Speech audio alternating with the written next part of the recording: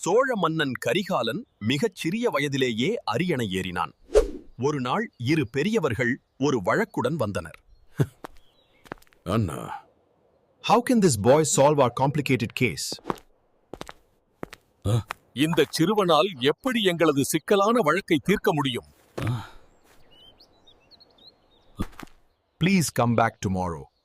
An elderly judge will hear your case. மறுநாள் அவையில் ஒரு நரைமுடி முதியவர் அமர்ந்திருந்தார். அவர் முகத்தில் அனுபவம் தெரிந்தது. அந்த முதியவர் இருதரப்பு நியாயங்களையும் கேட்டு மிகத் துல்லியமான கேள்விகளை எழுப்பினார். நீதி ஒருவரின் திறமையையும் அறிவையும் அவரது வயதை வைத்து குறைத்து மதிப்பிடக்கூடாது. பின்பு அந்த முதியவர் தன் வேடத்தை களைத்தார்.